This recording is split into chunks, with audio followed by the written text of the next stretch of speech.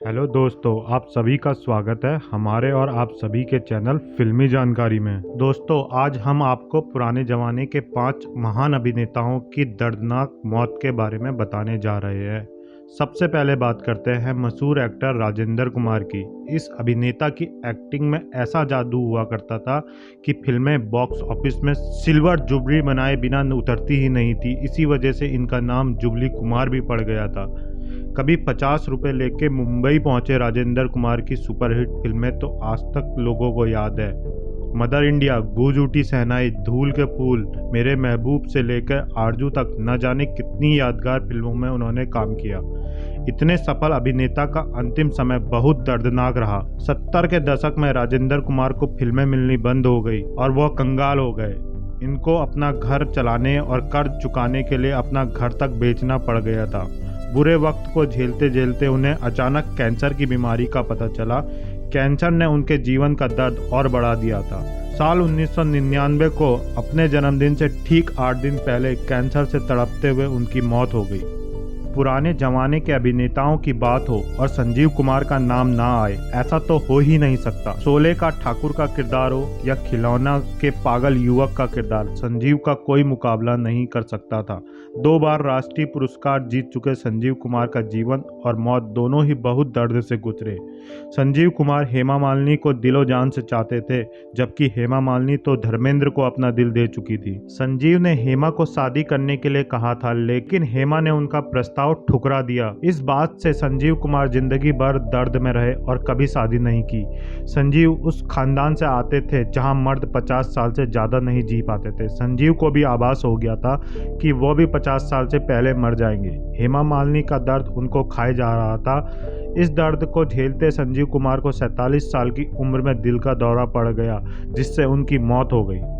बॉलीवुड की पुरानी फिल्मों में भगवान दादा का कद कोई नहीं छू सका। अदाकारी ऐसी कि लगता जिंदगी सचमुच पर्दे पर उतर आई। भगवान दादा अपने जमाने के सबसे महंगे और अमीर एक्टर हुआ करते थे। कहते हैं जुहू बीच के पास समंदर किनारे 25 कमरों का बड़ा बंगला हुआ करता था। उस जमाने में उनके पास 7 कारें थी। हर दिन नई गाड़ी से शूटिंग करने जाया करते थे। इसके बाद भी उनका अंतिम समय बहुत बुरा गुजरा। भगवान दादा ने एक फिल्म बनाने की सोची जिसका नाम हंसते रहना था। इस फिल्म में उन्होंने अपना सारा पैसा लगा दिया और अपनी बीवी के जेवर तक गिरवी रख दिए। उनकी बदकिस्मती ऐसी रही, फिल्म कभी पूरी ही नहीं हो सकी। भगवान दादा सड़क पर आ गए। एक समय ऐसा भी आ गया जब इस अमीर एक्टर को 2 कमरों की चाल में जिंदगी बितानी पड़ी। अंतिम समय कई बीमारियों और कंगाल हो जाने के गम से जूझते हुए भगवान दादा की मौत हो गई। भारतीय सिनेमा में महान अभिनेताओं में गुरुदत्त का नाम जरूर आता है। गुरुदत्त सिर्फ एक्टर ही नहीं थे, बल्कि बेहतरीन डायरेक्टर, कोरियोग्राफर भी हुआ करते थे। उनकी शादी गीता रॉय से साल 1953 में हुई थी। हालांकि गुरुदत्त की नज़दीकी वहीदा रहमान से बढ़ने लगी तो गीता उनको छोड़ के चली गई। गुरुदत्त की मौत भी बहुत दर्दनाक हुई। कहते हैं वे पत्नी गीता और बेटी से दूर हो जाने से वो डिप्रेशन में चले गए और वो हद से ज़्यादा शराब पीने लगे थे। 10 अक्टूबर 1964 के दिन अभिनेता ने आत्महत्या कर ली थी। उनकी मौत आज तक रहस्य बनी हुई है। कहते हैं गुरुदत्त ने पहले रात में जमकर शराब पी थी, फिर नींद की गोलियां पीसकर खा ली और फिर कभी ना उठने वाली नींद में खो गए। पुराने अभिनेताओं में विनोद मेहरा ने अपना अलग मुकाम बना लिया था। अमृतसर में 1945 में जन्मे विनोद मेहरा ने 1958 में फिल्म रागनी से अपना करियर शुरू किया। उन्होंने कई हिट फिल्मों में काम किया। लाल पत्थर, अमर प्रेम, अनुराग, कुंवारा बाप से लेकर अर्जुन पंडित है। बिंदिया गोस्वामी और रेखा से शादी करने वाले विनोद मेहरा बहुत हंसमुख थे, लेकिन उनका अंत भी बहुत दर्दनाक हुआ। एक्टर को बहुत कम उम्र में ही दिल की गंभीर बीमारियां हो गई थी। 70 के दशक में ही विनोद को पहला हार्ट अटैक आ गया था।